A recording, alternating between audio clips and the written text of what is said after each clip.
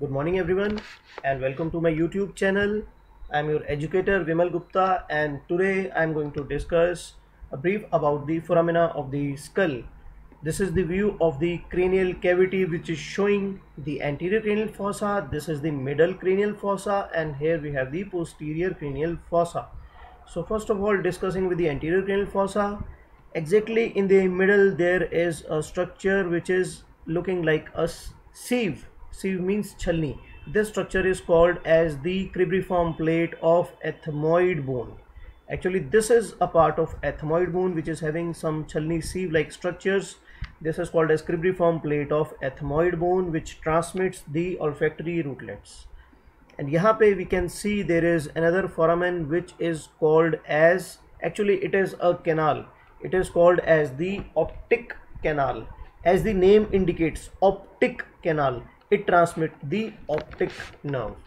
And third foramen we can see is in the form of a fissure which is lying just below the lesser wing of the sphenoid. This one, this is called as the superior orbital fissure. This is called as superior orbital fissure which transmits the nerves and vessels related to the orbit. For example, third, fourth, V1 and the sixth cranial nerve.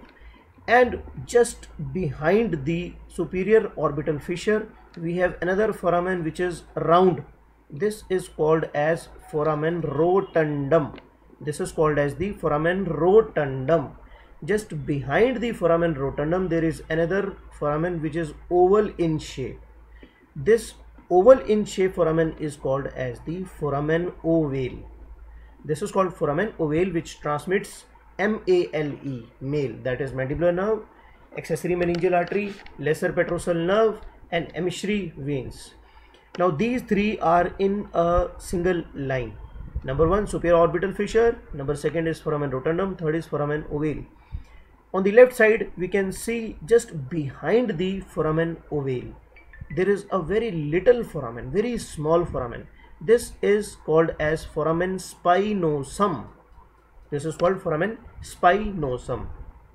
And in 3K on the medial aspect, just in 3K medial aspect में या फिर pituitary fossa, this is called pituitary fossa, इसके lateral aspect में we can see there is another foramen which is lacerated foramen. This is given the name foramen lacerum. It is called as the foramen lacerum. And this is the petrous temporal bone.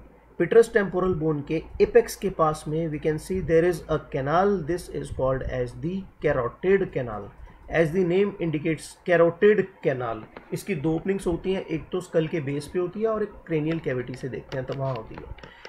तो carotid canal transmit the carotid nerves and vessels. And we can see on the posterior aspect of the petrous temporal bone there is a small meatus. अब इसके अंदर year होता है, यहाँ internal ear मिलता है और यहाँ पे मिडल ईयर मिलता है. ठीक है, when we break this bone we can find the parts of the middle ear as well as the internal ear. And we can see on the posterior aspect there is a meatus which is called internal acoustic meatus. Acoustic means related with the hearing. So the 7th and 8th cranial nerve, it enters this internal acoustic meatus. Just below the internal acoustic meatus there is another foramen which is called as jugular foramen.